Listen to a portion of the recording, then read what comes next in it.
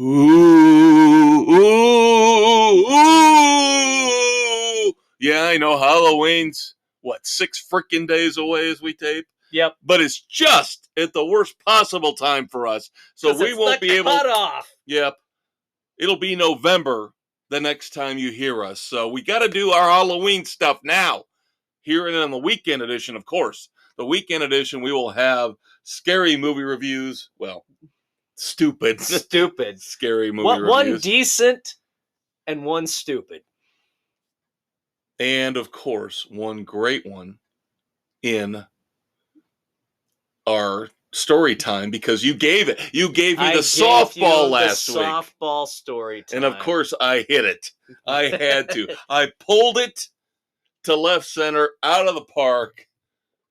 There you go. But you kids will have to get up Saturday morning, nursing your hangover for your Saturday morning hangover cure. The Halloween edition of Weekend Edition, Sports Frenzy 2.0. You do not want to miss that. But for now, it is sports. It is the NFL. There were some scary things that happened. It was a frightening weekend. As we look back at NFL Week 7. First up, the Bears. The Bears win again. Stumbled their way, ran their way to victory over the Raiders. Donta Foreman finally earning that, $3 million that we gave him, where I was, where the hell has he been? He's been a healthy scratch. Yeah, up until this game when Khalil Herbert's on the IR and the other guys Rashad Johnson. Rashad Johnson's dinged up. So there you go. Well, this is at least what I wanted to see from him. Yeah. If they were going to let Montgomery go, I figured Foreman would be the lead guy, or at least share time with Khalil Herbert. Yeah, you would think that would have been your 1-2 punch. Right. Now, maybe that will be what we see. Right. Who knows? But the Bears beat the hapless Las Vegas Raiders. Oh, my God. They are so bad. How does a team with Devontae Adams and Josh Jacobs, how are they this bad? Because they have a shit head coach. Now, of course, Jimmy Garoppolo hurt again. But I figured Brian Hoyer was a competent enough backup quarterback. Yeah. There's no... As our picks would show from last week, we figured, even with Hoyer, we figured the Raiders against should be able to... the D2 rookie, Badgent, we figured, Yeah. But the Raiders are living up to their reputation of losing to rookie quarterbacks. Living down to their reputation, yeah. And their head coach has got to be number one on the hot seat to get canned. Isn't that shocking, though, that somebody has actually jumped ahead of Matt Eberflus? Oh, that's frightening. Yes. Yeah. Josh McDaniel is just an absolute train wreck as a head coach. Yep. He has no clue what he's doing. It's amazing to me they have stumbled their way to 3 wins already. Yeah. Amazing. But good for the Bears. They still have Carolina's pick. That's right. So we still have that. Even though we're winning, we might be dropping back with our pick a little bit. But we still will have the number 1 overall. Yes, because right now Carolina looks like far and away they are going to be the worst team in the league. Yep. Speculation is they will be selling by the trade deadline, trying to recapture some draft picks. Then, of course, the Cardinals are going to get Kyler Murray back, so you might see them win another couple games. 1 or 2 more, maybe. Yeah. So all is good, Bears fans. Just in terms relax. of our quest for ineptitude. Don't worry. If we can't pull it off, we'll have the Panthers do it for us. Exactly. God damn it. Oh, Speaking of ineptitude, my Buccaneers snatching defeat from the jaws of victory. Again, a game they should have won at home against, I want to say, the elder statesman's Falcons. But even he went against them. This week. This week. This past week. This past week. 16-13. I think part of the problem with the Buccaneers is they have no running game. No running game. None whatsoever. Rashad White has not turned out to be the solid, middle of the road, middle of the league starting running back that they thought he was going to be. So now they're all dependent on Baker Mayfield. And Mike Evans is having a great year.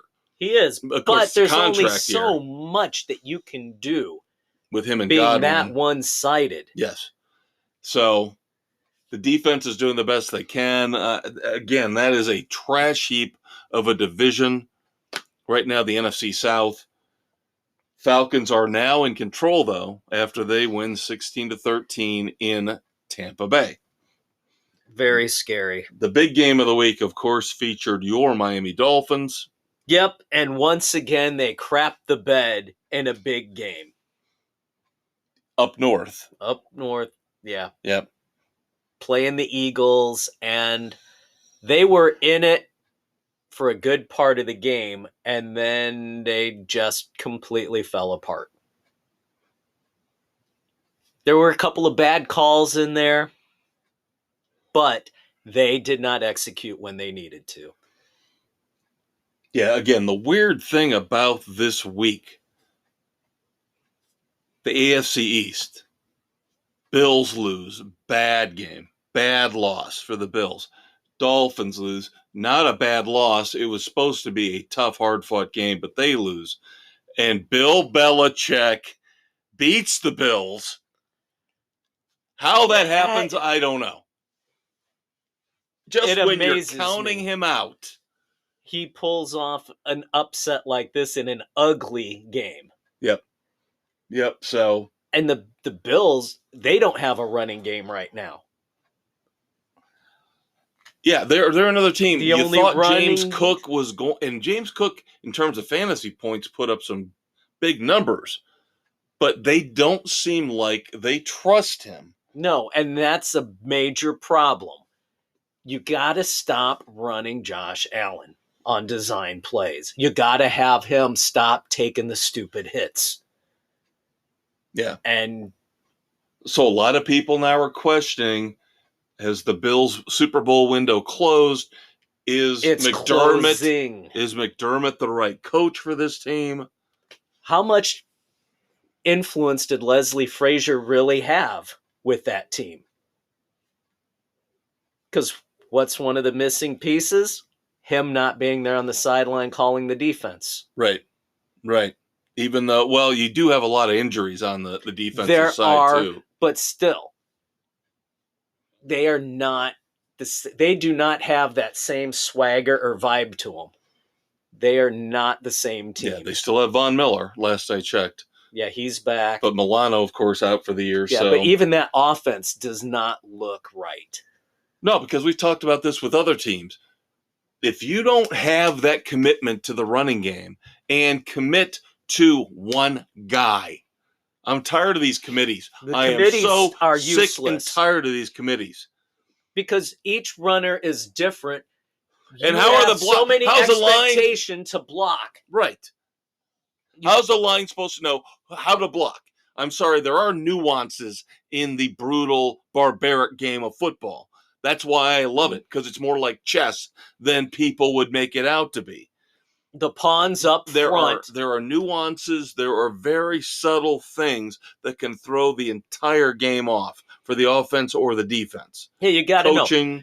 Is my running back a power runner who can plow through the middle of a pileup? A Derrick Henry. Is my runner a finesse guy who needs a little hole to make a cut? I just have to knock a guy just out of the lane. Or do we have a speedster who has to get around the edge? Right. Exactly. And if you keep rotating him in and out, helter-skelter, the guys cannot get into the flow of blocking one way or the other. Right. Of course, the coach speak would be, well, we don't want to beat one guy up. But again, through the years, through the decades, we've seen Walter Payton. We have seen Franco Harris. We have seen now currently Derrick Henry. Your running backs are getting injured more by rotating them in and out. because they cool down, they warm up, they cool down, they warm up. The muscles, when they cool down, that's when you start having the pulled hamstrings, the pulled quads, the issues in the calves. That's when your knees are starting to get a little weakened with the muscles not being prepped and ready to go. Now, I'm sure there's somebody out there who will question me on this, but I will say, I don't remember ever seeing a running back getting hurt plowing up the middle for 4 yards. Usually, like a Bo Jackson, they get tackled the wrong way. Right. Pulls the leg up literally out of the hip socket. Yeah. Saquon Barkley is a China doll, but usually when he gets hurt, he's running to the sidelines and the hamstring pulls. You never see a running back with a 4 yard straight up the middle plunge. Yeah, that is a rare issue. All right, so let's move on to the other games of the week. Again, most of the games that we didn't pick for our slate last week ended up being the most interesting. We talked about the Patriots beating the Bills, and of course, Monday night, the Vikings show up and played the best game I have seen them play in a long time. Yep, beating the Niners. Yep. Kirk Cousins, my fantasy quarterback, I had no faith in him. They had him projected at 15 points, and I was like, if I get 15 out of him, I will thank the fantasy gods above. Guy throws for like 350 and 2 touchdowns with 1 pick. How does he do that against the Niners defense? I tell you something, and you've chastised me about this because we have different philosophies when it comes to running our fantasy teams. You have always told me you're convinced the way to go is go week by week. And I've kind of poo-pooed that a little bit this season. I've stuck with the defense a couple weeks in a row instead of hopping the train too much. But see, me, if there is a defense that stands out to me, I'm grabbing them, I'm starting them every week, which is what I've done the last 2 years with the 49ers. I looked yesterday after the results were all in and the entire week was done. The 49ers, in terms of fantasy football points, aren't even close to the top 10. No. You know, they give Bosa the big money. Hasn't worked out.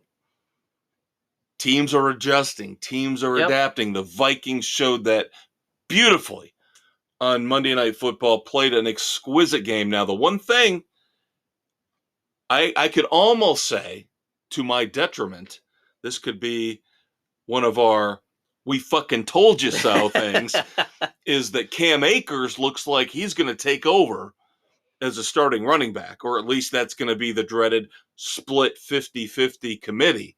Yeah. Because Madison looked okay at the beginning, but then Akers came in and gave him a pop. And I think they're leaning towards going with that committee, that dreaded committee. But, I mean, TJ Hawkinson, you've got him still, even without Justin Jefferson. Addison showed up. Addison showed up big time in that game. Yeah, these guys outplayed themselves. Yes. And then you started to see chinks in the armor with Mr. Irrelevant here over the last 2 weeks. Now, news came out today. Of course, we're taping here on October the 25th, and this will drop tomorrow morning, the 26th. Brock Purdy has somehow very quietly been put in concussion protocol, and usually, I don't think it's ever happened, a player plays with this few days to get them through concussion protocol. Yeah. So odds are Sunday night against the Bengals, you are going to see Sam Darnold. Maybe this explains some of the bad throws Brock Purdy made towards the end of that game. Could be. But kudos to the Vikings. They have got themselves back in it. A lot of teams like the Jets are probably going, oh no, now we can't trade for Kirk Cousins. Because the Vikings are actually wild card contenders again. Yep, and the Lions are starting to look like the Lions. Yep. So it wouldn't shock me if the Vikings get on a run here, especially considering the game they've got coming up this week. Yeah, this should be a gimme. Well, Should be. Again, the odds makers don't see it that way, but I do. You do. Most of our panel does. We'll get to that in a minute. All right, so let's go through the games that we had last week. Of course, Thursday night, Jaguars beat the Saints in New Orleans 31-24. One of the games that I missed last week because their tight end drops a pass. The Saints tight end drops a pass that could have potentially tied the game with the extra point, sent it into overtime. Yep. So basically no defense in this game whatsoever. No. We talked about the Bears, of course. The Browns and the Colts. Oh, my God. Oh, my God. This game was an absolute officiating train wreck. The Browns win 39-38. And if you, like me, watch this game, of course, the Bears weren't on. They got bumped because of this game. You the last couple minutes, you're like, they are legitimately trying to hand the Cleveland Browns a victory with call after call after call against the Colts when they should have arguably had the game done, sewn up, forced a fumble. In hand. No, that was absolutely horrendous. And, of course, the pass interference that wasn't. Because the ball was uncatchable. The ball was almost in the first row of the stands. Yeah, there's no way that ball could have been caught. That should have been waved off. And, of course, the psycho owner, I say that in the best possible way, the psycho owner of the Colts, Jim Irsay, I'm sure the league loves him for this. Yeah. Because these conversations are supposed to be kept private. Right. Comes out and says, oh, by the way, the league told me that they screwed up. Twice. 2 calls definitely went against us that shouldn't have. Yep. And I'm sorry, those conversations should not be private. The owners should be able, at will, to discuss what's going on. Now, you and I are not NBA fans, right? By any stretch. No. But didn't the NBA put in a rule a couple years ago where they put out publicly reviews of the officiating in their games to try to make things more transparent? Yes, they did. NFL needs to learn a lesson. God help me, from the NBA. And when are we going to get full-time officials? I don't know. Instead of these half-assed individuals who don't know what they're calling. And it's starting to get a little bit more like baseball umpires, too, if you've noticed that. Where they're a little bit more about, hey, I got the camera time. Yep, it's about me. Yep. Yeah, you do not take notes from Joe West and Angel Hernandez. Yeah. So, again, terrible game. Colts lose at home. Gardner Minshew had a very, very up and down, frustrating game where he put up huge numbers, but lost 3 fumbles. You cannot do that. You can't do that. Somehow the Giants beat the Commanders. I don't know how, but the Commanders are who I thought they were, at least. They're not that good.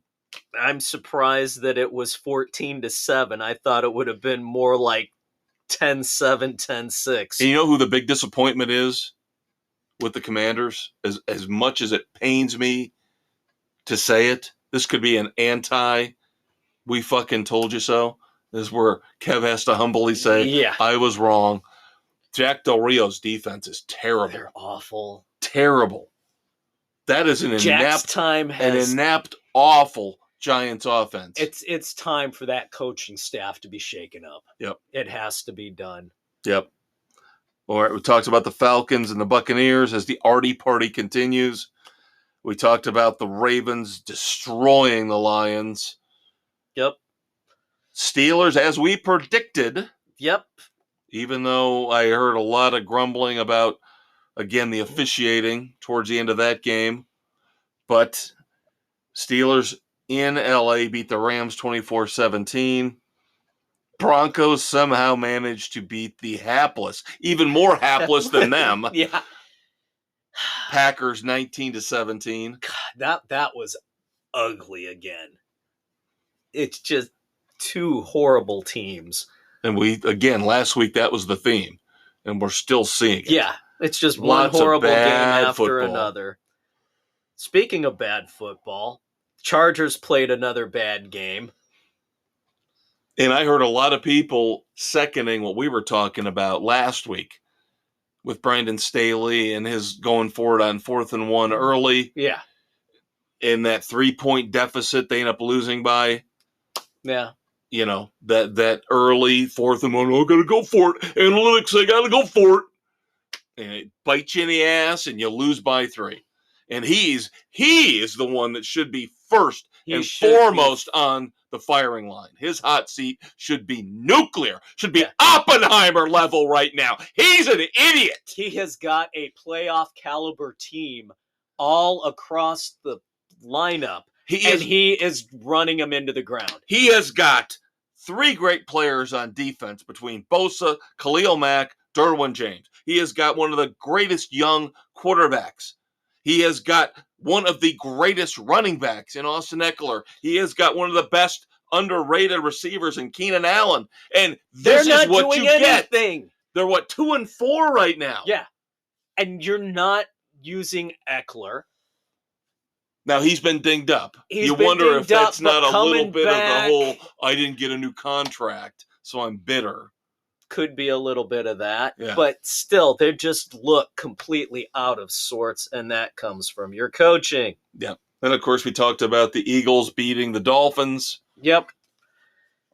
So, other headlines in the NFL to address before we get into our picks for the upcoming Week 8. Kyler Murray, I mentioned, back at practice with the Cardinals. Yep. That could help the Bears out in terms of keeping the Carolina Panthers as the worst team in the NFL.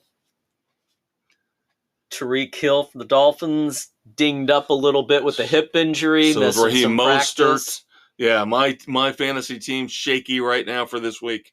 I need those 2 guys badly, very badly.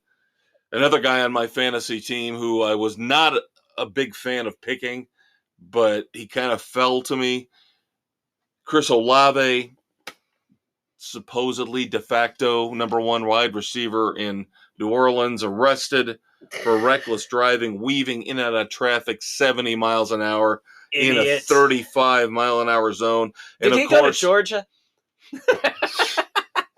And, of course, the coaching staff says, we're not going to make too big a deal out of this. He wasn't drunk. He wasn't. No, but still, you have to hold players accountable for stupid decisions. Show some personal goddamn responsibility. Yeah, and then for the You're not invincible. No, not at all. And then, of course, for the Browns, Watson's going to be out again, rehabbing that shoulder, so P.J. Walker will be starting. Yeah, and again, just a travesty. The Browns should never have beaten the Colts this past weekend. No. Never should have. But, of course, P.J. Walker, we're paying him. The Bears are paying him, so what does it matter? So what does it matter for Cleveland? Idiots. All right, let's move on to our picks. Of course, Dave, tell the kids. There will, of course, be spillage into the next segment. All right, Thursday night, I know the point spread's a little silly, but I had to put this game on there. You got a 4-3 Bills team hosting a 3-3 Buccaneers team. They're both fighting for their mid-season playoff lives. The Bills need to correct their ship. And I think everybody, for the most part on our panel, agrees that they will. The weather's not terrible up there in Orchard Park yet. It'll probably be 50s. No snow yet. Not yet. We'll get that. That will be the following week. No, we'll get that for the Chiefs Broncos game. Oh, yes. They're projecting snow for this weekend for that one. Yeah. That'll be fun. But yeah, of course, we have, of the 6 of our 8 panelists who have their picks in, we have the one holdout who we can always depend upon. Yep, and I can tell you that Mrs. C will be taking the Bills in this well, of one. Course you can pencil that one in right now. Yep. But 6 of the 8 picks are in. Everybody but Doug takes Buffalo. He is going with, God bless him, the Buccaneers.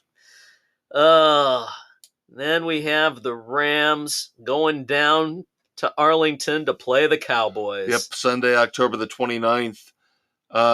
Number one, I don't like the way the Rams lost that game to the Steelers at home. Number two, the Cowboys are rested. Yep. They've had a lot of time to think about how they have been kind of playing so-so football Mediocre, lately. and I think maybe a little rest for some guys, getting them back. Yep, I think Cowboys win this game convincingly. Yep. Out of the picks in so far, everyone takes the Cowboys except for Doug, who's taking the Rams. Of course he is. You will notice a theme as we go through these picks. Coming up next, the Vikings at the Packers. The NFC North showdown between basically two mediocre teams, but one on the upswing, one on the downswing. Yep. And I don't care if the Packers are at Lambeau. Again, the weather's not atrocious yet. No. And the Vikings, even on a short week, I usually wouldn't do this. On a short week, that team looks so goddamn good. They're playing much better than the Packers are. Vikings for everybody, except for Doug, who's taking the Packers. All right, this one was tough for me. This one was brutal for me. Yeah. The Falcons going down to Nashville to play the Titans. Here's the thing. Okay, I know the Artie party is up and down. Desmond Ridder, you can't trust him. But they went to Tampa and they beat Tampa.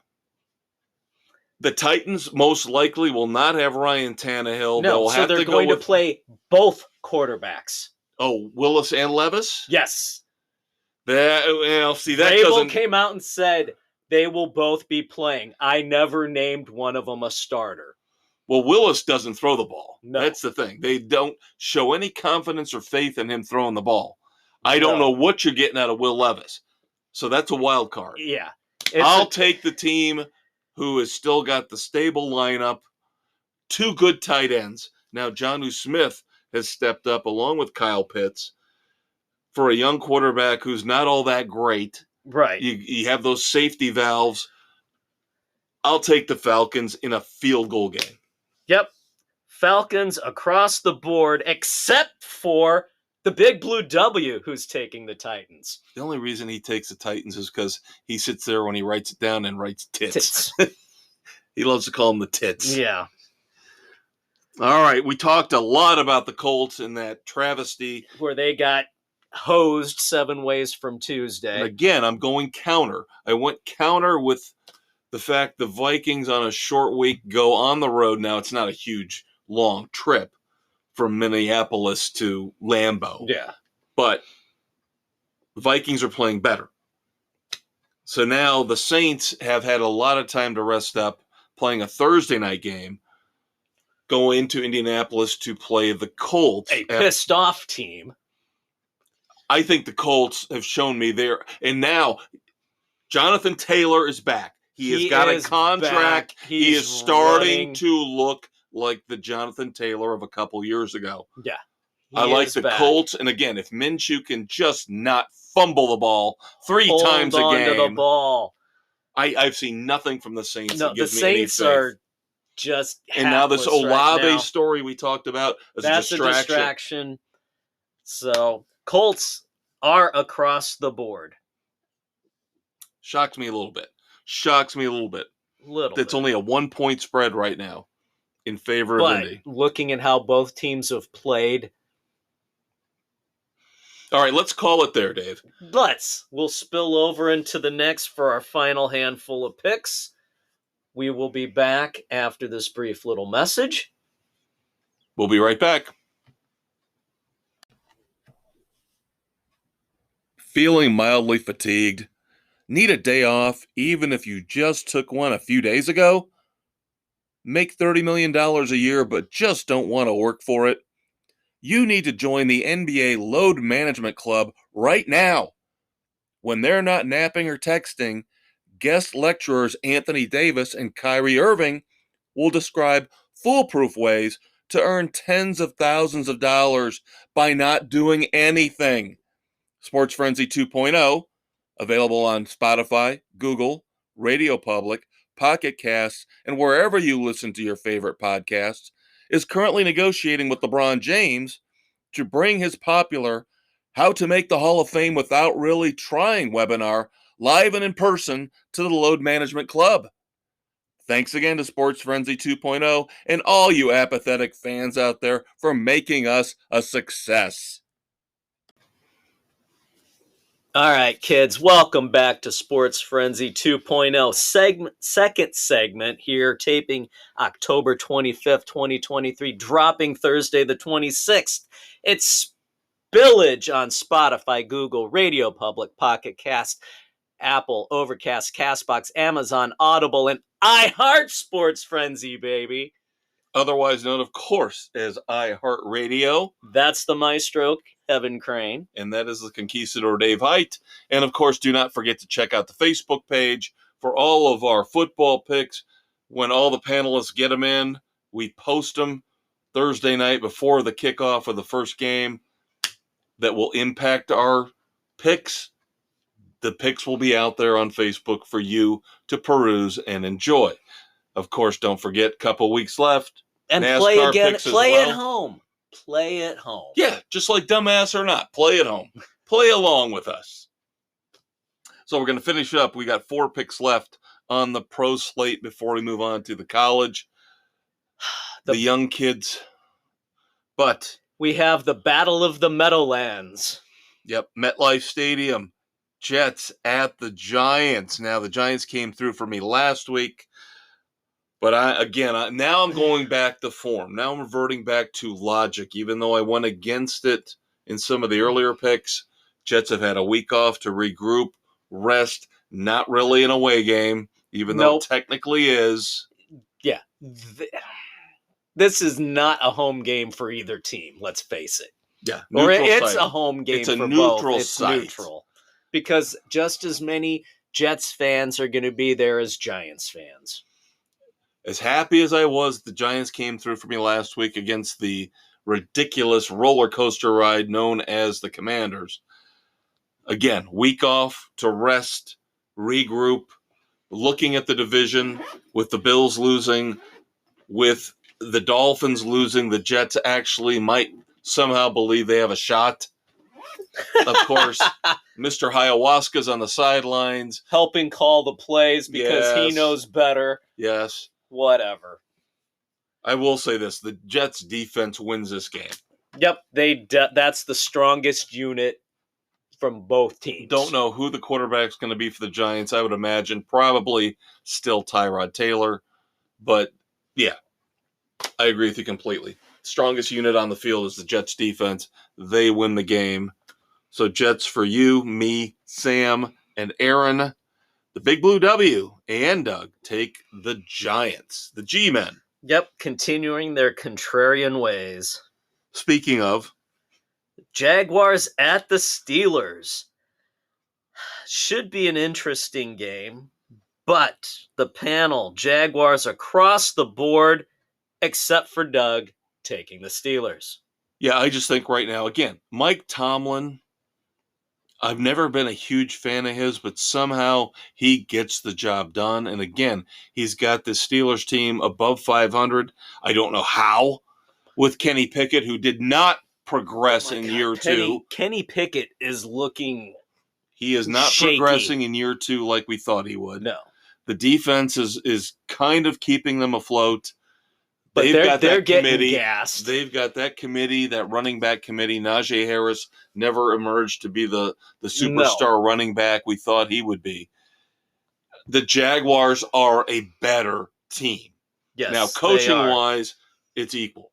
Yeah, they're on an even par. But the Jaguars are the better team. And now they're starting to find their footing. Again, I've always said since early on, after the Super Bowl, the Jaguars would be a force to be reckoned with. And I think that's going to end up happening. They're still, in my mind, a contender for the AFC Championship game. Definitely. All right. Browns going out to Seattle to play the Seahawks. Again, P.J. Walker will be starting. one of the most hostile environments, if not the most hostile environment in the NFL. Yep.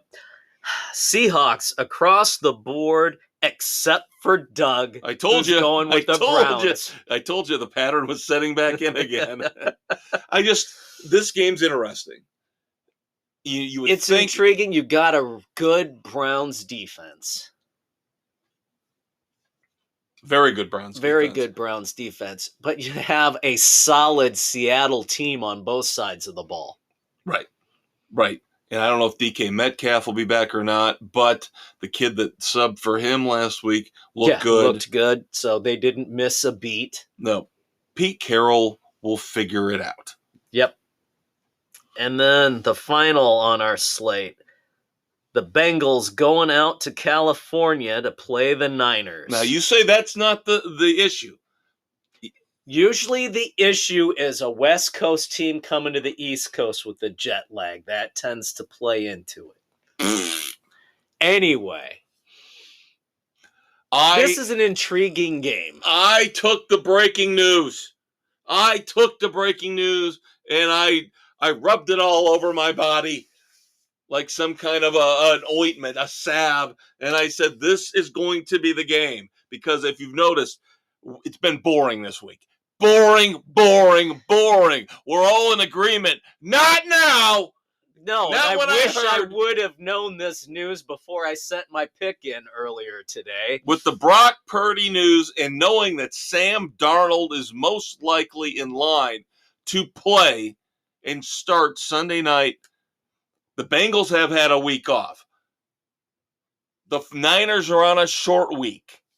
And they're reeling. I'm taking the Bengals, baby. I'm taking the Bengals. You and Aaron so far have the Bengals. The rest of us... And I think he got the news first because he sent his picks in about 5:30. And I bet you he heard it first because then I heard it about an hour later. Yep, and there was nothing about that when I made mine. Yep. So... got the short shaft on that one because I was taking the Niners on the bounce back, but alas, that will probably not happen now. Boy, but I will say this to back up your pick. But you really see them losing 3 in a row? I can't see them losing 3 in a row. But again... But it's Sam Darnold. And I can't see the Bengals falling out of that race in the AFC North either. They would end up being in last place. Yeah. With a loss. Which Bengals team will show up though? They've been I know. So we'll see. Will the 49ers defense finally step up and play up to the level that they're supposed to be? That's the big question. All right, let's move on to college football. Now, we're kind of in the doldrums here with college football. Haven't had a lot of great games last weekend. Don't have a lot of great games at all this weekend. No. We had to piece together a very sketchy, mediocre 10 games to pick. But looking back at last week, we had the big showdown between Penn State and Ohio State. I did watch that game. Brutal defensive struggle. But again, James Franklin cannot win the big game. He is golden against the people he's supposed to beat. Yeah. He will never be accused of losing to teams he should beat. Right. But he can never beat the team. He is in Jim Harbaugh mode right now, where he has not gotten that signature win. Correct. Yes. He just can't pull the trigger on that big win to vault the program up to the next level. And this was a week he had the opportunity to do it, but there were some questionable decisions that he made down the stretch. So Ohio State stays in the top 4, 20-12 over the Nittany Lions. I don't know what the hell that Mississippi State-Arkansas game was. 7-3. How does Arkansas at home, how are they held to 3 freaking points? The way they've been playing the last few weeks. I literally saw that, and I had to refresh and reload my page, thinking, wait a minute, that's wait, a final? They stuck on the first quarter here? What is that, a final? What? No, it can't be a final. Reload, refresh. 7-3, Mississippi State beats Arkansas State. You and I, of course, brilliant as always, picking Boston College to take care of business convincingly against an overhyped, overrated Georgia Tech team. Yep, Nick was on board with us there. Baylor, Cincinnati coming down to the wire. Baylor pulls it off, 32-29. Yep, and then, of course, Alabama beats Tennessee by 2 touchdowns. Yeah, Tennessee gave that one away, too. How about my Miami Hurricanes when I have lost all hope? Tyler Van Dyke out, not playing, backup quarterback in. The Miami Hurricanes and that inept idiot Mario Cristobal somehow figure out a way in 2 overtimes to beat Dabo Swinney. All hope is not lost, Canes Nation. We still got a shot at a good bowl game. Oh, my God. That just freaking ridiculous. This should give Notre Dame hope that they can run the table as well. Oh, now with 2 losses, things are getting. They'll get to a New Year's Day bowl, but not a playoff bowl. No, they won't make the playoffs unless complete chaos comes about in the final weeks, but that ain't going to happen. No. And then, of course, the big Pac-12 showdown. USC has no defense. I mean, Lincoln Riley. I fucking told you so. Lincoln Riley has no defense.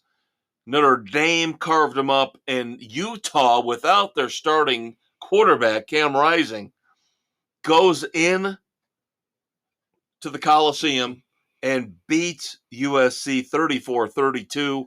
Yep. Lincoln Riley should be ashamed of himself. Absolutely. That USC defense is pathetic. You saw it against Colorado when they allowed him to come back.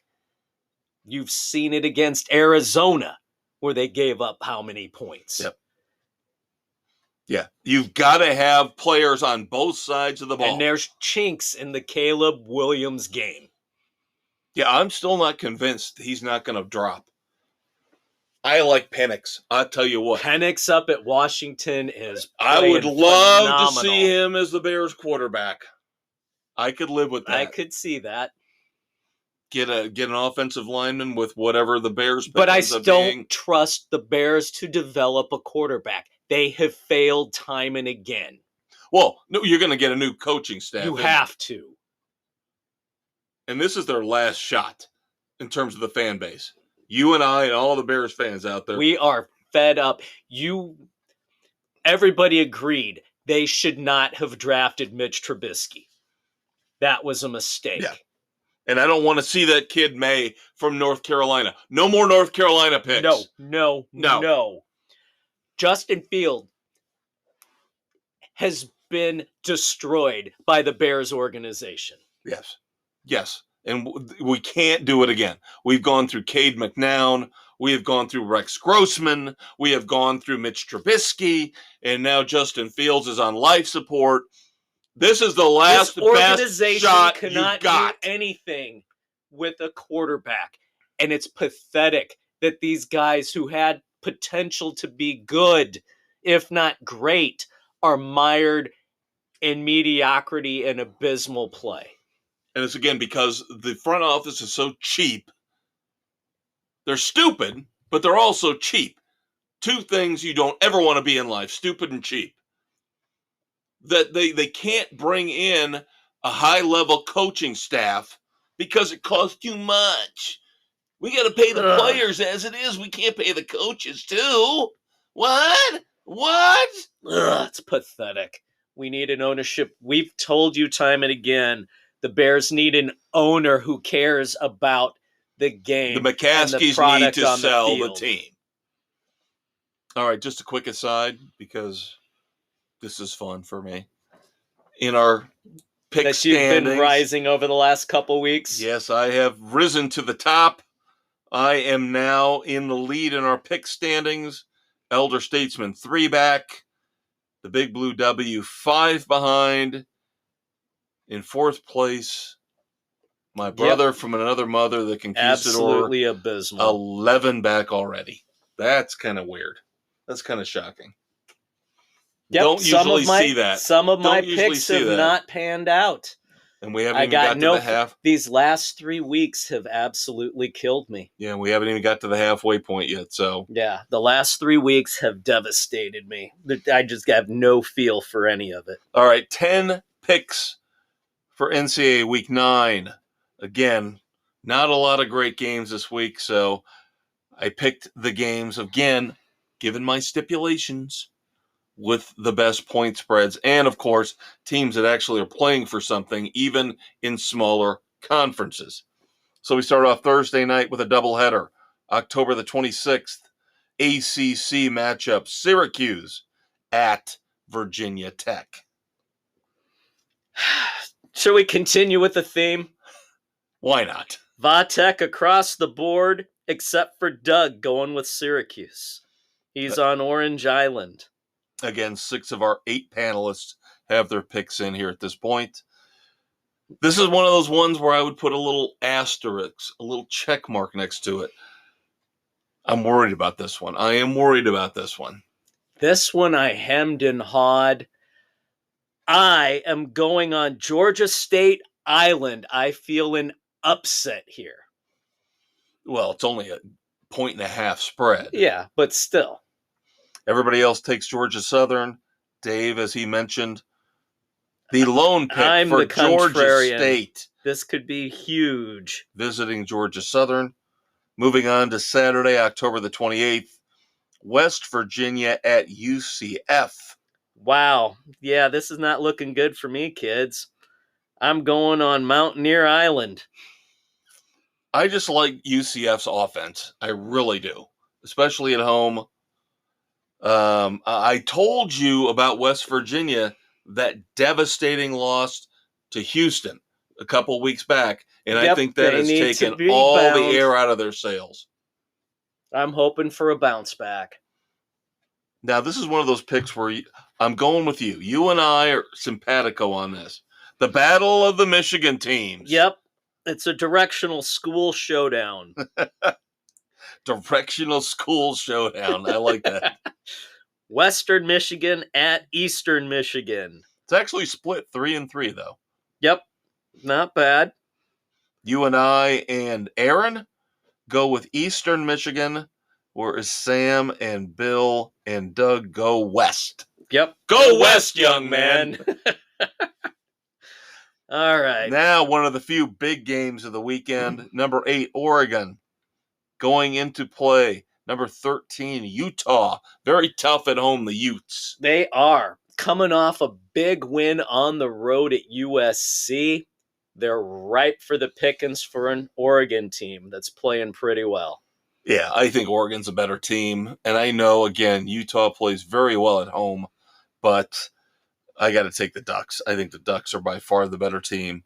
Again, the whole saga with Cam Rising, the starting quarterback. Will he play? Won't he play? He's not playing. Don't need the distraction. Yep.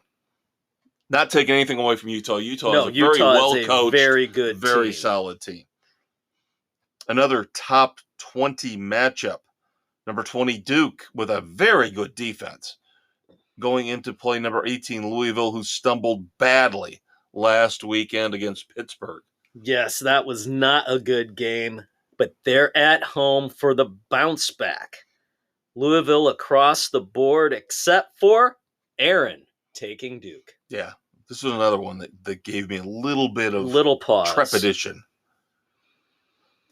A Big 12, middle-of-the-road matchup, Iowa State at Baylor. I know I went with Baylor last week, but I think I like Iowa State better here. I looked at their schedule. I think they've played tougher competition.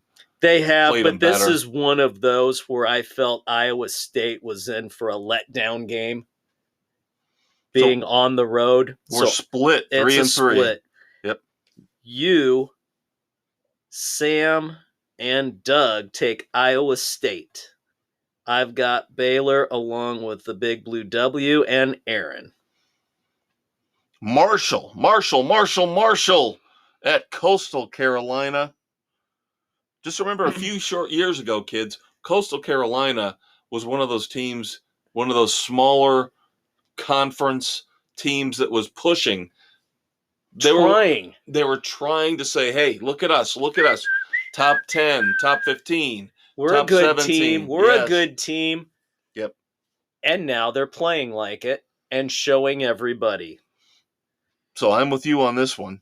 Coastal Carolina for you, me, and Doug. Marshall for the rest. Sam, Bill, and Aaron. Sam, Bill, and Aaron go Marshall.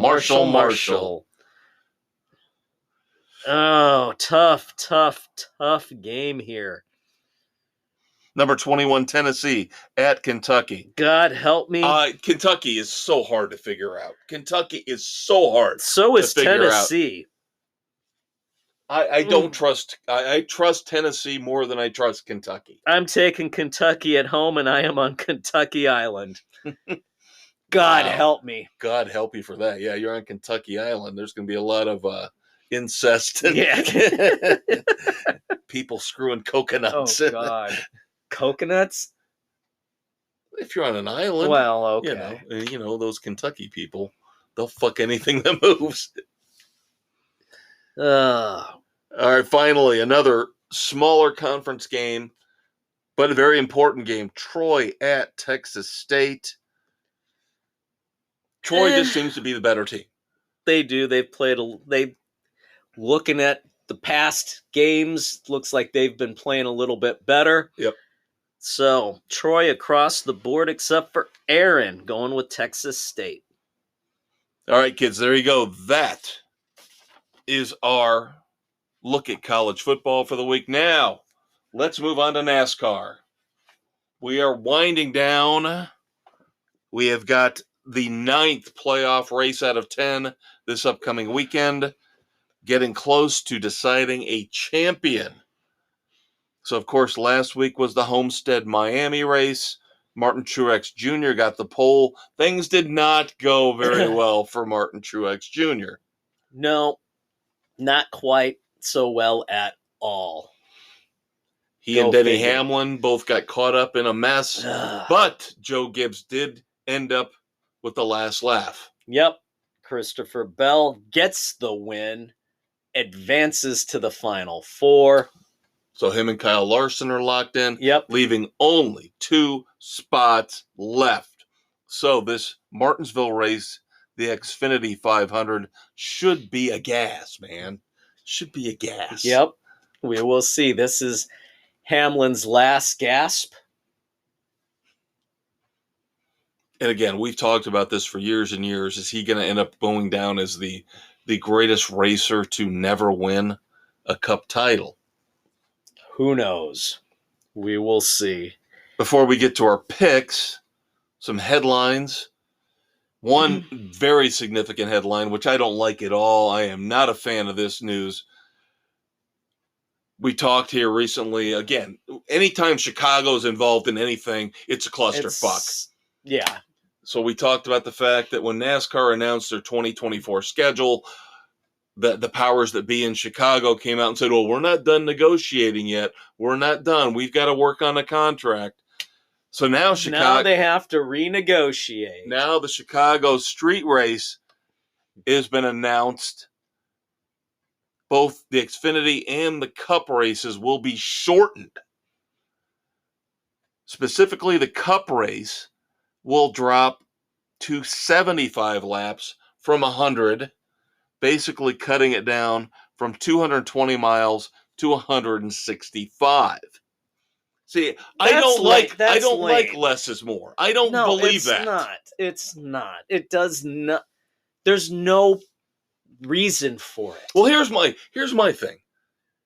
You are technically still a TV-driven sport, an advertiser-driven sport. Right, and so now you're going to have less time on the air. Away. You're going to have less time on the air, less racing, so less commercials. So you're going to show more damn commercials and less race now as a result of it? Or do more of the split-screen stuff? They're going to have to make up the money somehow. Yeah. And we talked about this here over the last couple weeks. Ratings are down. Not a ton, but they are down 2 to 3%. Roughly per race. They're not picking up new viewers. No, they're not. Despite how much they hype up things like the Chicago street race. Yeah, it's just not being the draw. All right, so let's move on to our picks for the Xfinity 500 from Martinsville. Now, I had to go as the leader of the Frenzy Cup. I've had to play this a certain way the last couple weeks. I stuck with my plan. Didn't work out all too well last week. Lost a little bit of my lead. Sticking with my plan. Sticking with the plan. Stick with the plan. And the elder statesman in second place did what I wanted him to do. Because he could have forced my hand. Let's explain this. I know what the elder statesman's got left. He knows what I've got left. As a leader, I have to make my pick first. I knew he had a Christopher Bell left and a William Byron. I unfortunately burned most of my final 8 racers. I have Bell left. I'm saving Bell now that he's locked in for the title race. I would have flipped it if Bell had not won at Miami, and I would have thrown, and of course Sam would have flipped, right, and put Byron in here. So I'm going with a man who in the past has dominated at Martinsville. Granted, not showing a lot of fire this year, but nope. Maybe I had to pick somebody. You had to pick someone. So I'm taking Chase Elliott, as is the Big Blue W, because of course. Because that's all he does is follow the leader. That's his strategy for this year. Now Sam is taking Christopher Bell, which is fine with me because I don't think Bell's going to run as hard as he would. No, he doesn't need to. Given the fact that there is no penalty or no gain. Either way, he can finish first, he can finish last. There's really nothing to be gained outside of money. Right. So that's fine with me. I know he's taken Byron. Byron, by all accounts, should, unless there's a disaster here at Martinsville, make the Final Four. So it's going to be me with Bell, him with Byron for the championship. Yep. See, now he could have gambled and taken Byron and assumed that he would do so much better than me at Martinsville and then forced me to either take second place as we both take Bell. That would have been an interesting strategy. Would have been a very interesting strategy, but we're waiting on Mrs. C, who's in third place. She is still within striking distance. She is. So we'll see who Mrs. C takes. So Sam takes Christopher Bell. You are taking a little bit of a surprise. I'm going out on everybody else I've taken who's supposed to have done well in all these damn races has fucked me over. So I'm going out on a little bit of an offshoot and going with Mr. Chase Briscoe.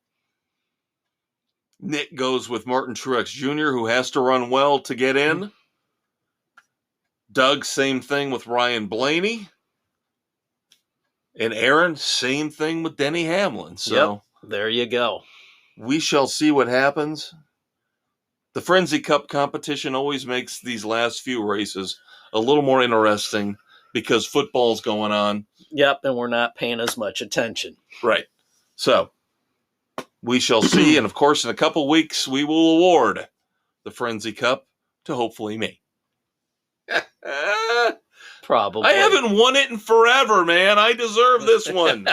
I should get. Now, we talked about the fact that we might change the rules to give a little more points to the regular season winner. Right. We're not going to do this Martin Truex Jr. shit. No, where you reset every freaking time. No, you get the one-time bump. And that's it. That's it. I hate this I still don't like reset. this. Martin Truex Jr. should not be where he is right now. No, he should not. He has been awful in the playoffs. He should not even be in the final 8. No, he shouldn't at Bubba all. Wallace has run better than he has. Yeah. No, Truex should not even be close. All right, kids. 2 segments down. We're going to try to fit everything into one final segment. Got baseball, of course. The World Series is set. we have got to play America's favorite game show. Yep, coming up, dumbass or not. And, of course, we'll talk about the Blackhawks. First full week of the season for them. Yep, and it's going about as well as I thought it would. NBA season begins as well. We'll briefly talk about that. Very the headlines briefly. off the court might actually dominate instead of what happened on the court. We'll be right back. Hi, my name is Kyrie Irving, NBA superstar of the Cleveland Cavaliers. I mean the Boston Celtics. Brooklyn Nets. Dallas Mavericks. And while I may leave a trail of wreckage wherever I go, I still like to spend my off time listening to Sports Frenzy on Spotify, Google, Radio Public, Pocket Cast, Apple, Overcast, Castbox, Stitcher, Amazon, and Audible. And if you don't like it, it's not my fault. It's your fault. Hell, nothing's ever my fault. Kyrie is never, ever wrong, people. All right, everybody, third and final segment here. Yes, we're able to pack this all in here on October the 25th. That's what she said. Well, when you're dealing with the maestro, my baton is not thin and small. It is October the 25th, 2023, as the Conquistador almost left me speechless. Almost. Dropping, of course, October the 26th. We've been want to try to do things in 4 segments, but I think we'll be able to get everything done in 3 this week. Of course, baseball is up next on the agenda. The World Series is set, and it will be the lowest rated. The wild cards reigned in the postseason. And the visiting teams reigned. Through the home field advantage does not do anything for you in baseball. No, it did not, especially this season, as you have the Diamondbacks taking out the Phillies and the Rangers taking out the Astros. Yep. So, again, I hate to say it, it's going to be the lowest rated World Series by far of all time because nobody on the East Coast cares. Nobody in the Midwest cares. You've got a team in the Southwest and a team in the South. Nobody's going to watch this. Yeah. Nobody's going to watch. There's not a lot of star power. I should qualify that. If you don't pay attention to baseball other than for the big names. Right. Adolis Garcia for the Rangers crap. is turning into a major star. Ketel Marte for the Diamondbacks. These are the 2 MVPs of the NLCS and the ALCS. And Bruce Bochy is going for another World Series with a different title team. With a different team. Now, I was thinking about this. I did not cheat. I did not look it up. Outside of Sparky Anderson, has there ever been a manager to win World Series with 2 different teams? Tony La Russa did with the A's and the Cardinals. Okay, there we go. Did not think of him. So there you go. But, I mean, these are the creme de la creme. I know you hate Tony La Russa for different reasons. But, yeah. But if Bochy wins with, of course, 3 times with the Giants and now with the Rangers. Rarefied air with 4. Yep. So we'll talk for a minute here about what happened. Of course, both series went 7 games. Yeah, knockdown, drag-out series. The Rangers, of course, as Dave mentioned, topped the Astros in 7. All 4 games won by the visiting team. Yep. Crazy, isn't it? Yep. Dusty Baker now, of course, announces his retirement. He got his World Series. He's going to go in the Hall of Fame. He is. He is. His record as a manager is phenomenal. It's fantastic. Even though he only got the 1 title. Yeah, but Bobby Cox only got 1, yeah. You know. You get your teams consistently into the playoffs. Yep, and that's what he did. So the World Series will start Friday in Arlington as the Diamondbacks start off in Texas against the Rangers. We mentioned Adolis Garcia, MVP in the ALCS, a postseason series record 15 RBIs in one series. Absolutely crazy. That guy is on fire right now. Then you got other managing news. Bob Melvin gets permission from the Padres to interview with the Giants. No, he took the job. He took the job.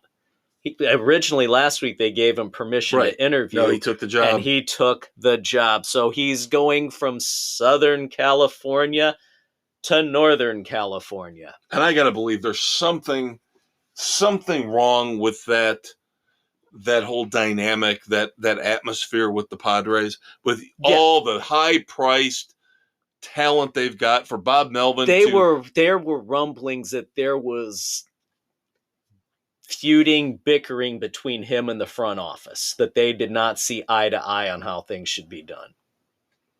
And I know this is going to sound like a cliche, but I've got to believe the Giants organization is a lot more laid back. Hey, man. No, seriously. I'm being serious. I'm not trying to They are going to give Bob Melvin the reins to do what he needs to get that team going. Yeah. I'm not trying to make a hippie joke. No. But I do believe that they're going to be a lot more laid back in terms of how they handle. They're going to be more hands off. Yeah. And not mired in the day-to-day decision making. Right. And Bob Melvin's personality seems to be better fit as opposed to Gabe Kapler. Yep. Very tightly wound kind of guy. Bob Melvin seems like he's more of an old school, let things play out type baseball see guy. How it rolls. A Bruce Bochy. Yep. Bruce Bochy type guy. Of course, Put him Giants in the right know situation. him very well. Yes.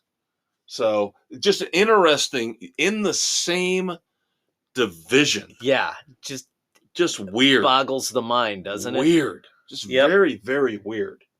As we told you people, Craig Counsell of the Brewers is interviewing with the Mets. Yes, shocking. Considering Stearns, his old boss, just moved over to the Mets. Yeah. And I'm telling you what, if this doesn't happen, then the Mets are dumber than dumb. Yeah. I'm not gonna spoil one of our dumbasses of the week, but I am not gonna make really ridiculous, stupid promises. But this would be the time where I would make a really ridiculous, stupid promise if Craig Counsell is not the next manager of the New York Mets. Yeah, he should be. And we'll see how that dynamic works with a guy like Francisco Lindor. Counsell has never, ever, he ever hasn't had one of those payroll. head cases. Well, he hasn't had the huge payroll with the head cases. Yeah. This will be a true test. The pressure that comes with New York. Why would he want to do that to himself? Because he's maybe for the challenge. He's not going to get a sniff of a title in Milwaukee. He's not with going a low any payroll. further than he is or he has with the Brewers. He's just not. No. They're never going to spend the money. The one time they spent the money was on Christian Yelich, and he's fallen off the table. Yeah. And so that was their one big shot was we're going to go after this guy. And he got us an MVP. And he flopped after getting the big money, and they said, we're not getting burned again. Right. And unfortunately, with a mid-level team like that, that's all you can do. Yeah, you got that shot at one, maybe two guys, and that's it. Yep. So, I will not be watching the Diamondbacks Rangers. Maybe I'll you kids will. I'll pay attention, but it's not. I'm sorry. It's not must-see TV. We have talked about this for years now. Baseball is the one sport. Unless your team is in it, you're not watching. Right. It's not like the NFL. Yeah, where you'll watch any and every game. Like I said, I was fully invested last weekend in watching the Ravens and the Colts, or the Browns and the Colts. Yeah, I was watching the Ravens and the Lions as well, but two teams I could really, in the end, give two rip shits about. But it's the NFL. It's always interesting. It's always fun. Yeah, and it's not a long, drug-out series. Well, and you know how long every game's going to be. Right. 3 hours, 15 minutes, done. over. Bye-bye. Boom. Move on to the confetti, next one. That's it. So, All right. Interesting move by the UFC. You knew this was going to happen eventually. You knew Bud Light was not just going to fade away into total obscurity. right. So Dana White, of course, always willing to take a chance. The UFC inks a multi-year marketing deal with Anheuser-Busch, specifically going to put Bud Light back up front after the Dylan Mulvaney Disaster. fiasco. But again, you kind of knew this was coming. There was no way Bud Light was just going to die out. No, they're not just going to roll over. Too big to fail. Yeah. Isn't that the thing with the banks from years ago? Yeah, too big to fail. Mm-hmm. So we will see if the UFC has enough push to get Bud Light back past Modelo as the number one beer here in America. Couple of other tidbits we missed in NCAA football. Yes. Good Lord. Is this going to be it for Harbaugh in Michigan? Another scandal rearing its head as one of his staffers, Connor Stallions, buying. Sounds like a porn star. Yeah. Yeah, exactly. Bought tickets to Big Ten games and non-Big Ten games, watching teams that the Wolverines were going to play, bought tickets to 35 games at 17 different stadiums. And there's video showing him or his representatives in those seats with their cell phones pointed at the opposing team's bench, trying to pick up signs on what they were going to do, trying to get some inside scoop. But again, is this... We had the scandal in baseball with the Astros. I don't know. And Belichick with the Patriots. I don't know how egregious this is. This is going overboard where the problem is when you're actually using video. If you can figure it out during the game, that's one thing. If you're using video to study what's going on, that's where the problem comes into play. Which was, of course, the accusation with Belichick. Right. But yeah, I think it just seems like over the last few years, Harbaugh is trying to find any kind of excuse to get out of Michigan, to get into the pros again. He's done enough. He's proven with Michigan he is still a great college coach. Now, he hasn't won the big game. He's beaten Ohio State. He got that one signature win. And that's pretty much it. Now it just seems like he's doing anything and everything he possibly... He's running across the field with naked with fire, trying to rape a cheerleader.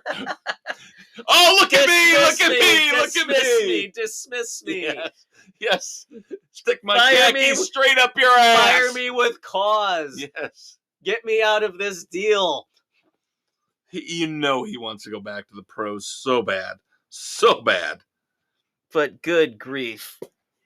Is it time to bring the headset communication from the sideline to the quarterback helmets to the college that they use in the pros? Why not? The technology's there. Why not? It makes sense instead of having these 4 idiots on the sidelines with the stupid placards of the stupid various emojis. Yeah. Yep. No, I'm with you on that. And the other college football news we missed in the last segment, Army going from independent, now they're going to join the All-American Conference next year, 2024. There you go. Of course, we have the NBA season starting off as of last night. Oh, as we tape. Yay. Yeah, didn't care. The only thing I care about is the fact that the Lakers lost. And, of course, Dwight Howard. Jeez, I can't believe that this guy used to play for my favorite team and used to be the best player in the league. Yeah. Got the Magic to the finals. Now Dwight Howard, it comes out, accused of a 2021 sexual assault against another man. Whew. We'll see what happens with this. Would it shock me if there was something there? No. He was one of those guys drafted again, too young. This is why I can't stand bringing 18, 19-year-olds into the league. You don't bring kids in to play with men. A lot of them cannot handle the stress, the money, the popularity, and I think Dwight Howard is a perfect example of that. Yep. So in the end, no, it would not shock me if he did something. Current superstar, arguably the best player in the league. I think there are a couple others who could make a claim at that title, but Giannis Antetokounmpo. Of course, he was grumbling here for a couple months. Do something to make the Bucks relevant again. Give me some help. Well, they got him help. They brought in Damian Lillard, and then, of course, they threw every possible dollar they could dig up in the city of Milwaukee and gave it to Giannis.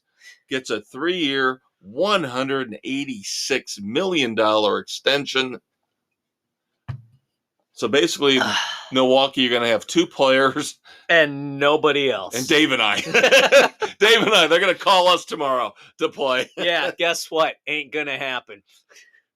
Power forward. I could be power forward. 2 points, half a rebound a game. Hell yeah, I could do it. Give me the league minimum? Hell yeah. Milwaukee, that doesn't strike me as a bad city. Good place to live for a couple years. All right, I have got a badass of the week, and I believe Dave does as well here in the world of sports. 2 vastly different. Vastly different. I'll let Dave go first. All right. America's sweetheart, Mary Lou Retton, not that long ago, on a ventilator in the hospital, battling pneumonia, fighting for her life. She fought pneumonia and won. She is back home on the road to recovery. Good for her. Now, see, I've heard it's going back and forth, but yeah, much better than she was the last time we discussed. She's battling still, but she is home, off the ventilator, out of the hospital. All right, like I said, I'm going completely different. I watch Fantasy Football Now on ESPN every Sunday. And it's a fun show. It is a damn fun show. Feeds into my need for information when it comes to fantasy football. But they have a very fun crew. And Mike Clay loves to tell one terrible joke every week. Oh, no. A couple weeks ago, he told a joke that I thought was absolutely hysterical. So he is going to be my badass of the week. Mike Clay tells the cast, the crew on Fantasy Football Now, hey guys, I went to see a concert last week for 45 cents. It was 50 cents with a nickel back. Oh, God. Oh, God. I just thought it was so bad it was funny. So bad it was funny. Oh. Every week he's got one of those. He's got a groaner. Yeah. Every week he's got. I think last week he had one where, what was it? He said he was at his daughter's softball game and people told him, look out, it's coming, something like that. I'm not doing it justice, but he's got some really good like dad jokes. Let's put it that way. And there we go. All right. Do you want to talk about your Blackhawks? Connor Bedard, the myth, the legend. 4 points, 2 goals, 2 assists through the first 7 games. They're 2-5. He's not playing bad. He's finding his way on the ice. But they're just still not ready yet. They're still not ready. They got a ways to go. They're competitive at least. But they're still on the road to the rebuild. Yeah, what was it they had last night on ESPN?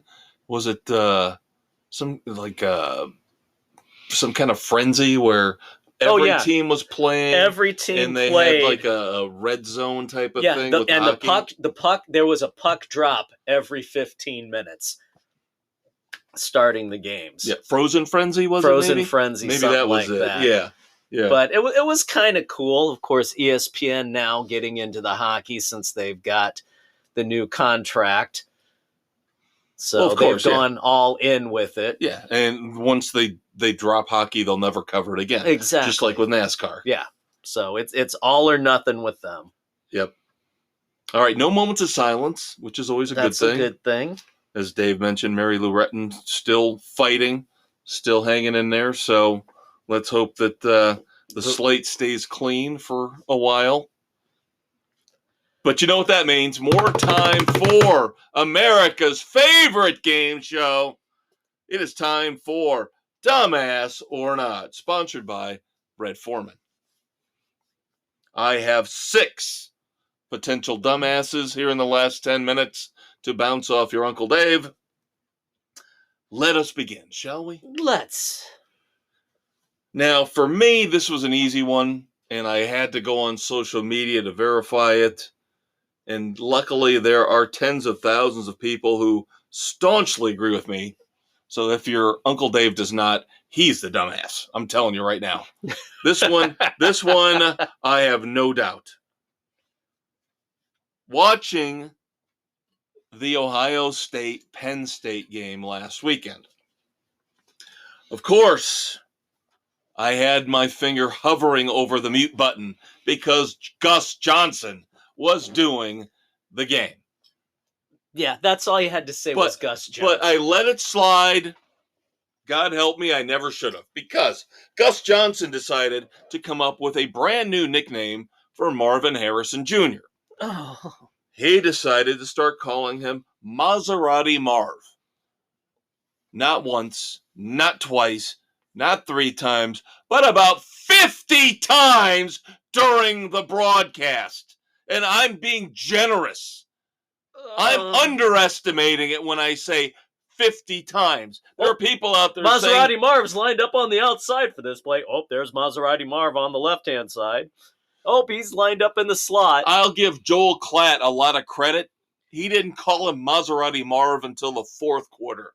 He had to be sitting there cringing, going, would you just shut the fuck up? Up, you idiot. Gus Johnson is awful. He's horrible. If you were to put him in the booth with Tony Romo, I would think the world would implode.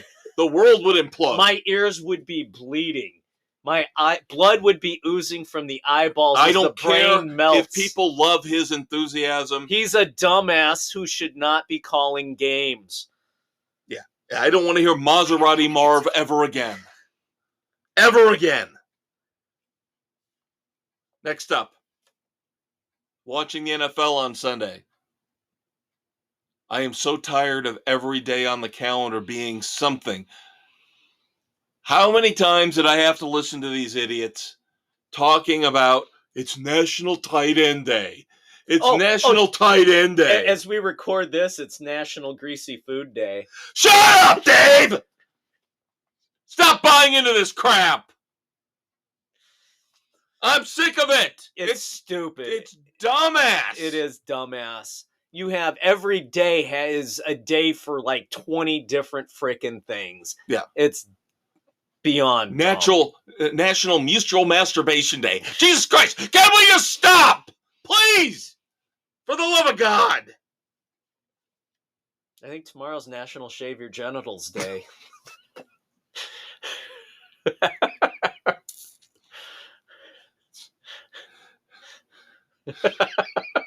National Pubic Hair Shaving Day.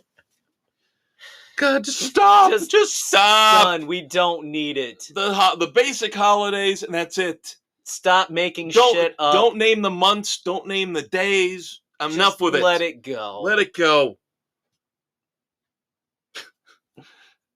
Boy, Michigan State has had a bad fucking year. Decade? Michigan State last weekend, they claim it was a third party who they had contracted with to do trivia on the video board before the game. Problem is, this third party decided to put up a picture of Hitler on the video board up in East Lansing. Oh, Lord have mercy. All we were trying to do was do a trivia question about where was Hitler born. How about you realize nothing with Hitler ever works out well? No. That is complete dumb ass. What does Hitler have to do with football? But it was just trivia. It was just all in fun, No, Dave. it's dumbassery. Hamas hacked it. Hamas hacked the video board. Hamas hacked the video board. Wasn't that the Buggles? Yes, I think it was. Wasn't that the first video ever shown on MTV? All right.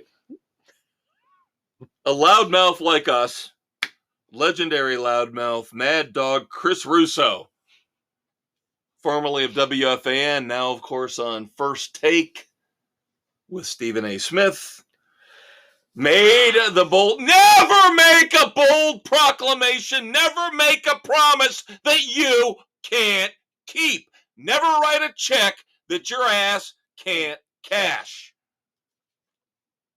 Mad Dog said, if the Phillies do not win Game 7 of the NLCS against the Diamondbacks, I will retire. Dave, what happened? He didn't retire. The Diamondbacks won. The Diamondbacks won. No, and he, no. I said that was only radio. No. You already retired from radio, No. you idiot. You dumbass. Put it up. Get the hell off the air. Everybody's sick of your stupidity as it is. Never, ever, ever promise something you cannot follow through on. Idiot. Dumbass. Speaking of idiots, when are these athletes, I don't care if it's baseball, football, basketball, when are these professional athletes going to learn, don't flash your bling? I wouldn't even buy the bling. No. What? Los Angeles Rams wide receiver DeMarcus Robinson robbed at gunpoint in an LA hotel of $100,000 in jewelry and watches. The best part, DeMarcus Robinson, 0 catches this year. Yet somehow he can afford $100,000 in jewelry and watches just that couldn't get wear. Stolen. Yeah. Never will understand it. Never will understand it. Dumbass culture. Finally, sixth and final potential dumbass. This one's easy. We're going to go to a game show. Former NFL player Rashad Jennings was on the Wheel of Fortune. He had this puzzle to solve, Dave. Blank. UENTIN space TARANTINO. Blank Quentin Tarantino. Rashad Jennings guessed P. Quentin Tarantino. Quentin Tarantino was his guess. Anyone? No, just kidding. No, he did not. He did not. What a frickin' dumbass. And then you wonder why, despite the fact that CJ Stroud is proving me wrong and Dan Marino proved me wrong, that I still believe to some extent in these intelligence tests because of guys like Rashad Jennings. Granted, it's pop culture. It's not actually math and basic English, but still. Come on. Who the hell doesn't know Quentin Tarantino by now? Complete dumbass And don't move. tell me these guys aren't watching Quentin Tarantino movies because of all the violence and the the cursing. You know that's You right in know their wheelhouse. That's right That's there. right up their alley. Ugh. We're not asking him to spell Meryl Streep, okay? But We digress. and that will do it for yet another wonderful episode of the Sports Edition of Sports Frenzy 2.0. But of course, we're not done for the week just quite yet. Saturday morning, check out the weekend edition, our Halloween extravaganza. Scary movies to review. Maybe some scary music. Potential. Of course, we will once again break out America's favorite game show with the pop culture version of Dumbass or Not. Yep. And on that cheery note, it's time to say adieu for this sports edition. Yes, of course, we'll do it again in 7 days. We'll get into the first few games of the World Series. Again, recap whether the Bears look good or bad.